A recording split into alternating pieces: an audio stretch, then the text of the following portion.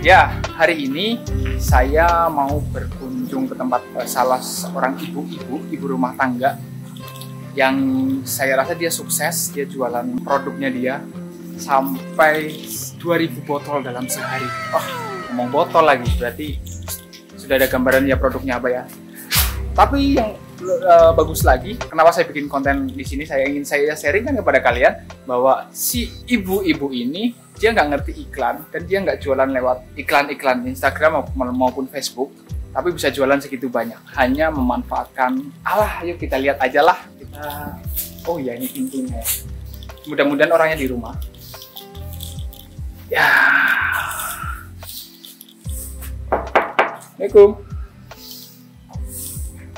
Assalamualaikum.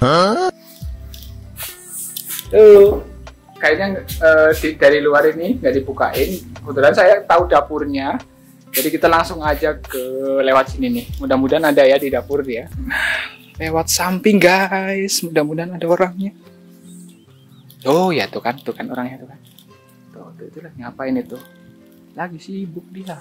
Assalamualaikum. Wah, pantesan tak ketok ini jobor ono sing buka. Ada tamu toh. Ya tamu. Sorry. Lagi ngapa Mbak? Jam segini kan food prep buat makan malam. Oh, bikin apa? Ini biasalah anak-anak menu yang gampang-gampang aja. Nah, ini grill nih. Ini loh guys, ini ibu-ibunya. Wah, ini ibu-ibu apa mama atau ibu Mama yo. Perkenalkan ya, ini namanya Mbak Vika. Halo. Saya grebek ke sini karena dia itu bisa jualan 2000 botol sehari tuh wedan. Makanya dia jualan apa? Yuk kita langsung aja kita ajak ngobrol ya. Ini dapurnya keren ya. Itulah. Mbak, kemarin produknya apa toh? Produknya, jadi lahirnya karena pandemi. Sebetulnya aku bukan tipe orang yang suka masak, maksudnya terus dijual tuh enggak gitu. Cuman pas pandemi mulai tahun kemarin kan bulan Maret kita nggak ngapa-ngapain. Bisnisku yang utama kan remek, Apa bisnisnya? Bisnisnya apa? Ceritain dong, bisnisnya apa yang utama? Ya bisnis utama kan suami di bidang multimedia. Jadi kan selama pandemi otomatis kan orang nggak boleh berkumpul, jadi nggak ada event, nggak ada acara kan. Sehingga ya otomatis semuanya berhenti. Oke. Terus selama 3 bulan kita PSBB, kita nggak boleh kemana-mana. Terus cicilan bank kan tetap. Ya nggak apa-apa kan, jadi aset kan. Ini apa ini tiba-tiba kesini langsung begini? Enggak, ini buat dokumentasi aja. Oh, dokumentasi. Dokumentasi di YouTube. Oke, ya itu bisnis berhenti semua, cicilan bank harus dibayar, ngajuin restu kan harus diproses, tahu nggak bisa langsung disetujui. Oke, ntar dulu Mbak. Itu cerita detailnya itu nanti. Sekarang tunjukin dong produknya apa aja. Yang jualan kemarin itu ramai banget tuh. Saus apa toh? Oh iya, ini. Coba. Ini tapi sorry ya, kemarin habis diborong sama reseller, jadi barangnya banyak yang itemnya lagi out of stock. Jadi kalau yang original buatan saya ini ada seri Yakiniku namanya. Yakiniku ada 2, yang pertama original, yang kedua seri Yakiniku black pepper. Bedanya lebih ke level pedas aja sih ya. Kalau yang original ini mungkin cocok untuk anak-anak sampai baby bahkan masih bisa, misalkan mau bikin empasi dikasih bumbu ini. Karena aku bikin tanpa pengawet dan aku menggunakan penguat rasanya itu kaldu jamur. Oh gitu. Ini stoknya bisa segini nih? Ini tinggal segini, kebetulan beberapa reseller kemarin habis ngambil, jadi aku belum restock lagi. Wah, emang dikit sih. Ini stoknya udah diborong. Ini produksinya berapa hari sekali? Kalau produksi sih tiap hari aku bikin, karena memang aku pengen selalu ada stok baru untuk konsumen, terutama saus yang buatanku ini kan tanpa pengawet, sehingga umurnya juga lebih pendek ya daripada pabrikan. Jadi ini sejak dibuat dia kuat. Aku cantumkan expirednya hanya 4 bulan. 4 bulan ya. Walaupun sebetulnya kalau disimpan di kulkas, selalu ya, mau sisa atau mau utuh belum dibuka, sebenarnya mau lebih lebih dari 6 bulan pun aman. Ini saus apa toh? Nanti kalau makan pakai nasi dituang-tuang gitu atau gimana? Bisa buat cocolan. Langsungan nih? Bisa buat cocolan. Kayak kecap kayak gitu? Ya ini kan sebenarnya bahan dasar utamanya kan kecap asin, tapi kita sudah modifikasi dengan tambahan bumbu lain sehingga siap untuk jadi bumbu masak instan lah. Oh gitu.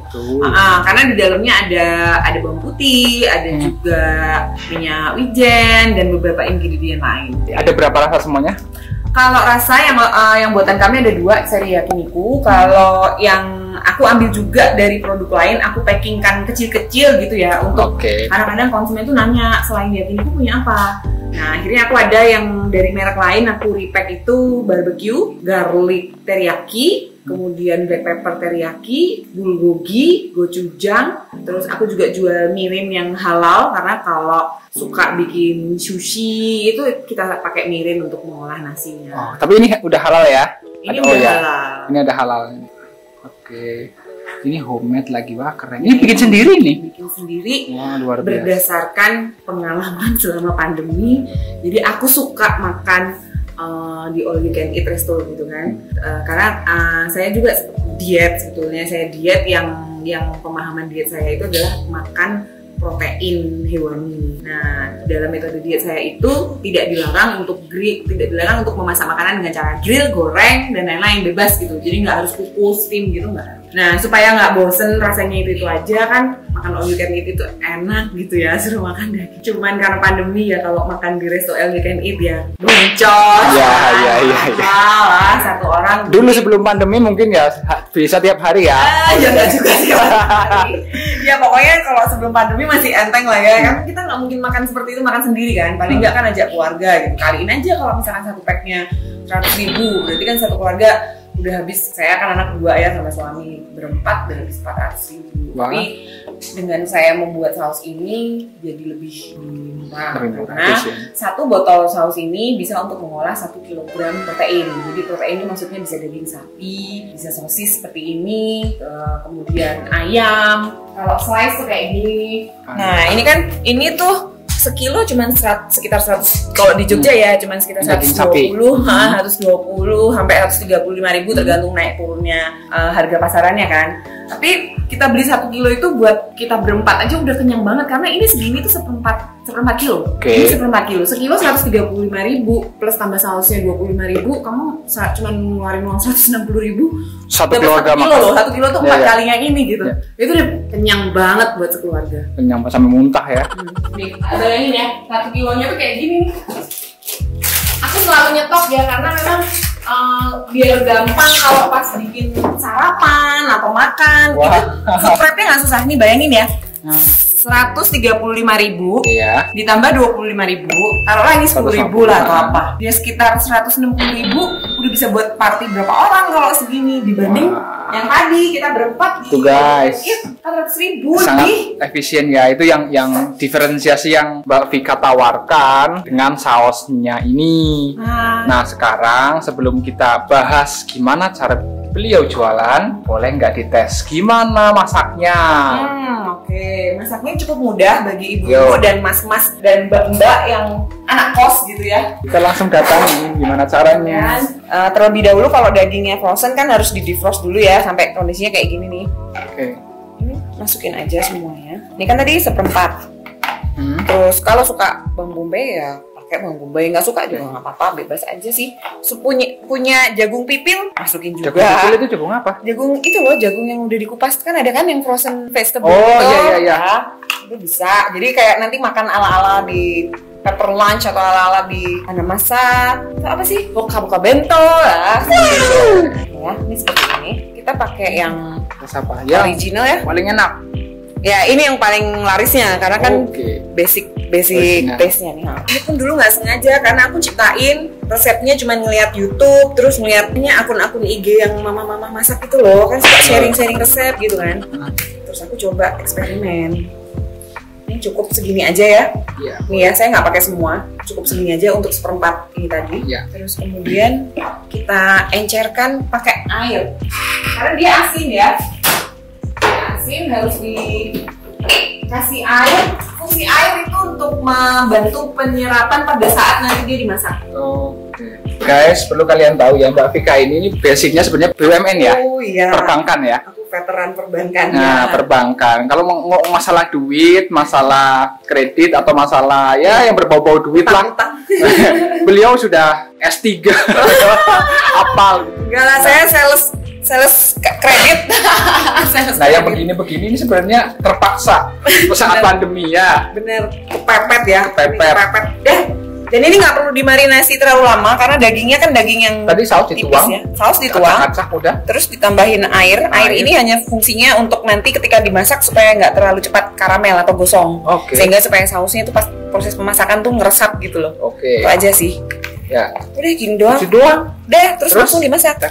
Iya, ini teflon biasa aja juga bisa. Jadi buat teman-teman yang masih ngekos gitu kan, masih single, nggak perlu juga beli alat yang mahal. Karena basicnya kalau ini kan saya pakai kalau pas keluarga. Banyak orang kan harus pakai yang lebih besar. Tapi kadang-kadang kalau saya masak sarapan ya cuma pakai pan yang kayak gini. Pan yang ini juga bisa ya. Pan ini sudah banyak berjasa ya.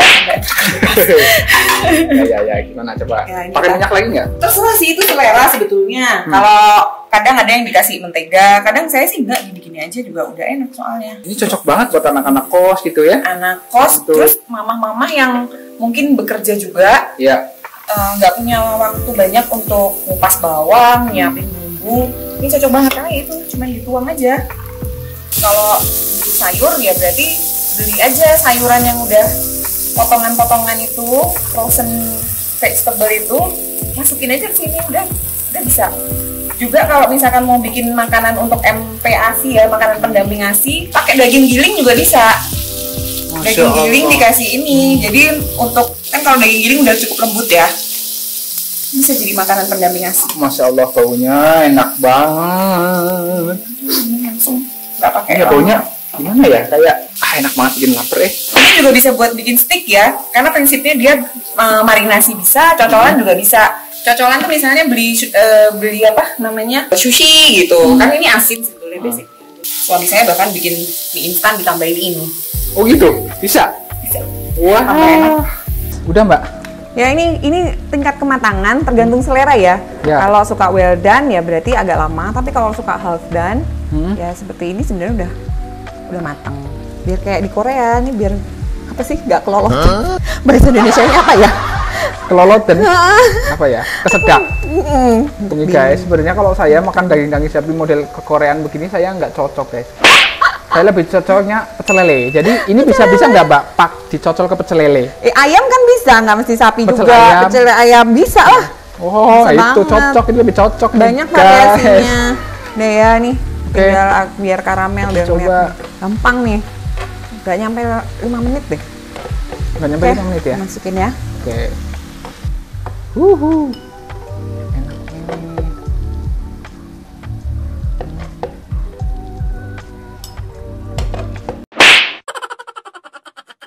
Oh iya guys, kita nggak pakai masker karena kita udah tes itu ya, antigen ya sebelumnya ya. Betul, kita udah antigen ya, jangan ditiru. Itu kayak udah jadi wajib gitu prosedurnya ya. Iya. Oke ya teman-teman, ini sudah jadi daging sapinya. Apa ini namanya? Saus yakiniku. Ya. Mereknya Solisius. Made in Mbak Vika Puspitasari. Aku coba Mbak. Bismillahirrahmanirrahim. Enak banget. Belum. Rasanya gimana ya? Enak ya? Enak. Bagi penganut diet keto atau DEBM bisa banget kan pakai saus ini. Jadi lihat isinya daging sapi, sosis gitu. Kadang telur juga saya masukin ke situ. Apa aja sih sebenarnya, udang, cumi, ayam dipotong sendiri tipis-tipis.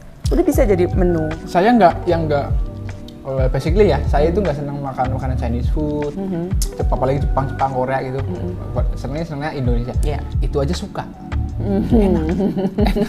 Alhamdulillah. Iya. Keluarga saya juga nggak ada yang punya culture makan kayak gitu.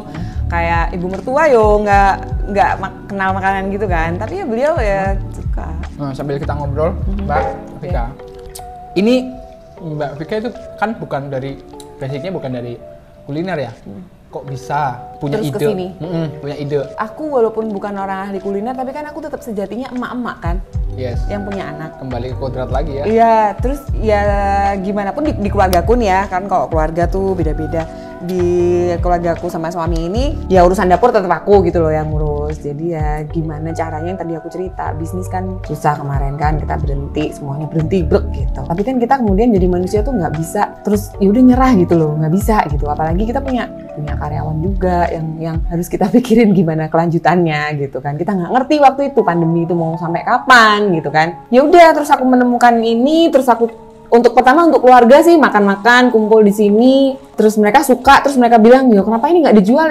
Ini anu loh, bisa jadi solusi untuk orang-orang yang seperti kamu yang misalnya harus mikir ngirit belanja dapur, sementara mungkin anaknya juga pengen jajan, tapi penghasilan mungkin juga terbatas karena kondisi pandemi gitu. Ini bisa jadi salah satu solusi juga untuk teman-temanmu yang dulu yang pada masih kerja kantoran. Aku yakin mereka berangkat kantor tuh udah riwah banget, harus nyiapin sarapan, nanti pulang kantor juga mungkin masih mikirin menu anak. Ini tuh bisa jadi salah satu solusi buat orang-orang kayak temen-temenmu itu gitu. Jadi marketnya ini awalnya ke ibu-ibu ya, ibu-ibu muda, mahasiswa gitu ya. Iya, mahasiswa atau ya orang kantoran yang belum berkeluarga, kan untuk makan sendiri ini cukup. Ya. Kan nggak harus dibuka langsung habis gitu, disimpan di kulkas bisa buat lagi besok. Saus instan ya. Saus instan. Kok bisa? Kalian nggak ngerti kan jualan online itu gimana? Enggak. Aku nggak ngerti. Jadi kan emang udah tahu ya peledakan jualanku yang pertama itu hanya karena aku tuh ceritanya curhat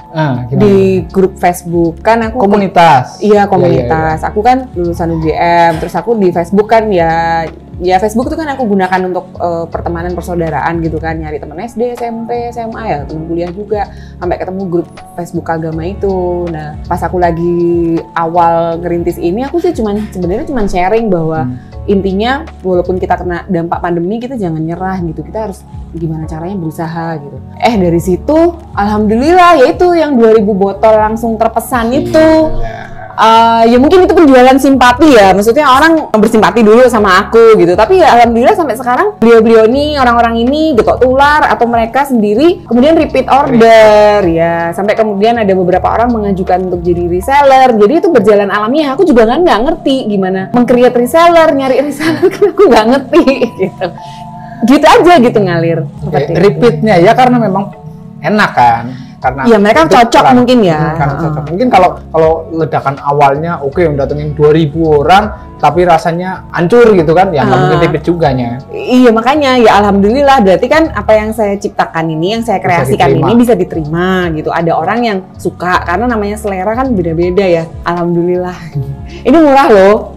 Berapa ini? Tadi kan saya cerita ini cuma 25.000. 25.000 bisa untuk 4 kalinya mengolah daging ini atau ayam atau cumi-cumi atau ikan misalnya di fillet terus tinggal. Sekarang jualannya di mana? Di Instagram? Aku cuman pakai Instagram karena aku Topet, Shopee nggak ada? Shopee aja, tapi Shopee juga aku tuh nggak ngerti caranya mengoptimalkan Shopee. Jadi masih banyak penjualan lebih kayak dari Instagram aja. Wah, reseller tentunya di bawah itu kalau untuk pembelian reseller ada dengan kuantiti tertentu, tentunya harganya beda karena kan reseller kita harus kasih margin untuk ada berapa sekarang reseller? Ada sekitar 30-an. 30 reseller, dahsyat. Sebulan berapa botol? Ya sebulan sekarang sih mungkin sekitar 1.000 masih. Tadi udah ada demonya, kita masak ya simpelnya. Berapa lama ininya expire 4 bulan? Kalau untuk yang saya buat sendiri expirednya 4 bulan sejak saya buat. Sebetulnya bisa lebih lama, cuman saya nggak berani garansi gitu karena apalagi kadang-kadang pembeli itu suka lupa, kadang sisa itu ditaruhnya di suhu ruang seperti ini. Padahal dia ini kan basicnya tetap ada gula dan kemudian ada asin. Jadi kalau kena suhu udara kan saya nggak tahu. Indonesia itu kan cenderung panas ya, sehingga pasti dia akan terfermentasi. Jadi kalau paling aman tetap taruh sisanya atau taruh utuh itu di kulkas ya. Di chiller. Ya, di chiller. Karena ini mau ditaruh di kulkas seperti ini mau setahun juga sebetulnya nggak apa-apa, aman-aman aja. Saya bisa bilang gitu karena saya masih punya batch production yang pertama kan saya simpan untuk kita terus tes. Nih. Jadi bisnis suami yang sekarang masih jalan atau udah nggak ada? Vakum sampai kemarin itu vakum sampai di bulan September. Terus ya kita masih struggling sih, cuman paling tidak sudah mulai ada harapan di new normal ini ya, kan mulai ada virtual meeting, terus kemudian live streaming ya, hidupnya dari situ sih. Jadi sektor bisnisnya apa sih Xiaomi? Entertain, jadi Apa masuknya itu? entertain. Kita di bisnisnya multimedia namanya. Multimedia. Jadi mengharapkan keramaian. Selalu membutuhkan acara. keramaian. Karena kita lebih ke dokumentasi acara kan.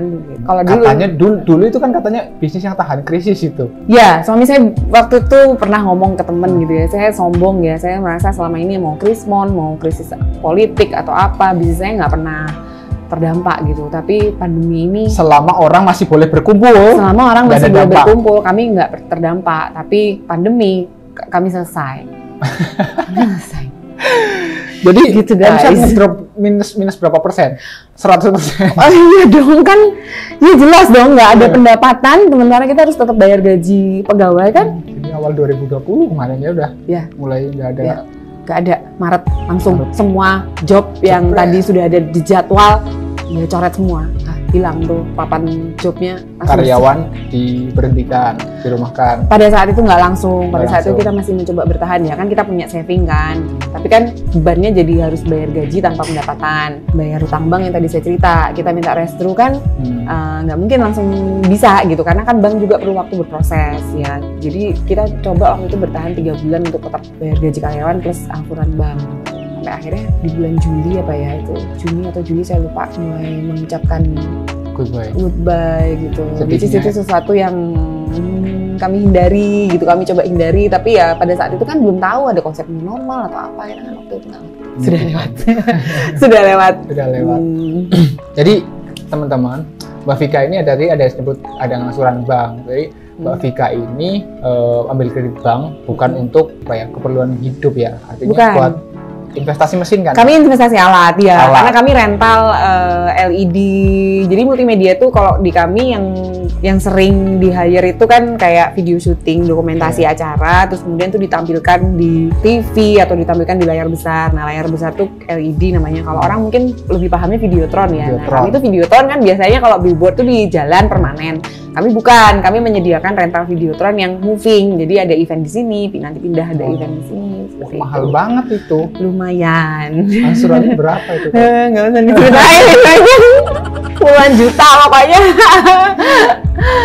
Tiba-tiba jebret aja nggak ada ini. Nggak ada income event, kan? nggak ada Iya, income. klien kan juga nggak ada job. Kalaupun kita punya piutang terhadap klien kan juga kesulitan karena mereka juga nggak ada pendapatan kan. Klien kami kan event organizers gitu kan. Nah, mereka kan juga kesulitan job. Jadi ya mau nge-post juga nggak bisa gitu karena kita juga sama-sama paham gitu kondisinya. Ya gimana caranya bertahan sendiri-sendiri akhirnya. Jadi ketolong sama Solisio. Lumayan, alhamdulillah. Bagi saya ini bisnis yang modalnya sangat kecil ya dibandingkan di bisnis multimedia. Tantangannya Sangat di kecil. retailnya.